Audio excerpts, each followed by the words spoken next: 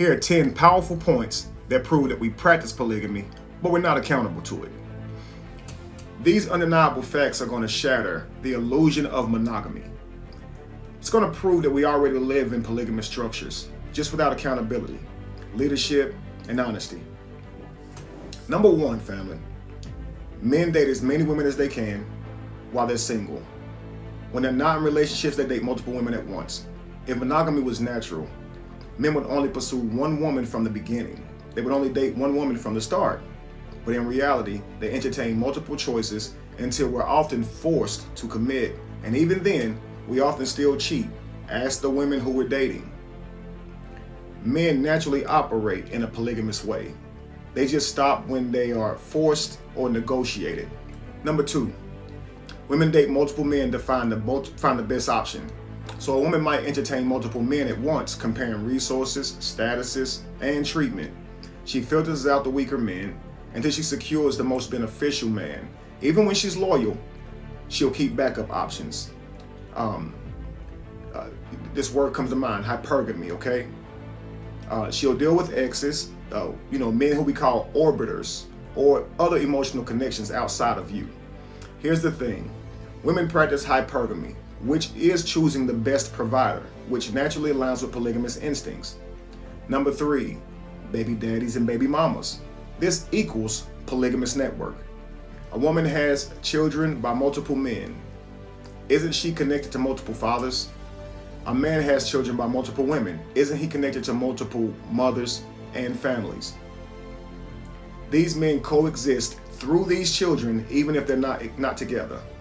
These fragmented families are polygamous, but without structure. So instead of choosing polygamy, it's being practiced in a chaotic way after relationships in monogamy end. Number four, stepfathers and stepmothers really are just structured polygamy or unstructured polygamy. A stepfather raises another man's child, but he is not acknowledged as part of the structure of the family or the biological father.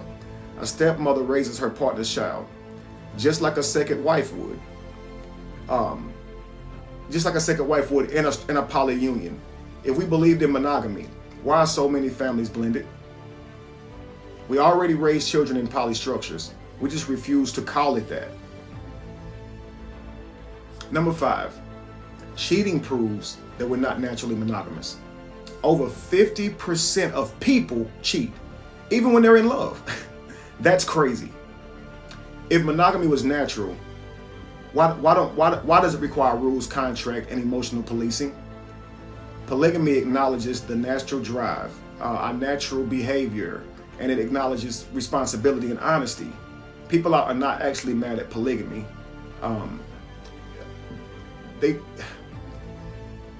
I think they're upset because they're not honest about their true nature. That's simply what it is. Number six, high-value men already operate like polygamists. Celebrities, athletes, and billionaires often have multiple women who actually accept their position. Women willingly share these men, their power, their money, and influence. Look at Nick Cannon, Future, and even historical figures like kings. Genghis Khan comes to mind, okay? High-value men naturally attract multiple women, and those multiple women agree with being with that guy, okay? So women don't reject polygamy, they reject men who can't provide at a high level. Let's be real. Number seven, women love the so-called alpha male even if he has other women. Women chase after men who have multiple options. It's true. They compete for attention from high-status men. This is a fact. So I don't believe women hate polygamy. I think they don't hate. I think they hate being accountable to it, admitting that they are, with the same man. Number eight, society promotes serial monogamy, multiple partners over a period of time. Polygamy in pieces, I call it. Dating culture tells people to try many partners before settling down. If that ain't polygamy, I don't know what is. Most people have multiple relationships before marriage, but that's just polygamy spread over time. So instead of building strong, structured families and relationships, people jump from relationship to relationship, creating broken homes in their wake. Polygamy is already happening, family. It's just without structure, commitment, and stability. Okay? 9, women accept situationships instead of commitment. A man who does not commit can still have multiple options, multiple women, and date women who accept that role. Women who stay with men who do have multiple partners. I'm talking about they get cheated on and they'll still stay because they, need what that man can do for them. They'll stay in that relationship and allow themselves to be treated a certain way. This is proof of it. What else? I just say this: people tolerate unstructured. People tolerate unstructured polygamy, but reject structured polygamy. Number 10, divorce rates. Single parent households prove monogamy isn't working. Over 50% of marriages end in divorce, family. Monogamous marriages.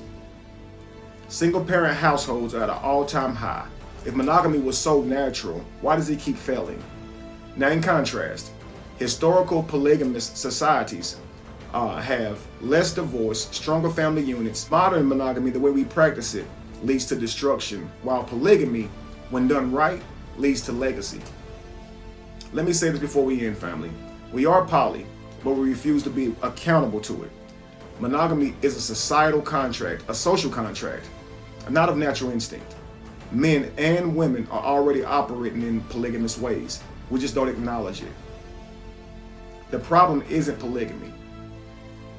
It's the lack of accountability to it, the lack of structure and leadership. If you're tired of broken relationships and you want to understand what true structure looks like, make sure you take my course, Polytribe 101, so you can truly understand how to do this thing in a righteous way. Okay? Again, how we are naturally is what's leading to the world that we see. Broken homes, stepfathers, blended families, single mothers, single fathers. All this is happening because of how we are naturally. Okay, family? Stay tuned for more. Peace.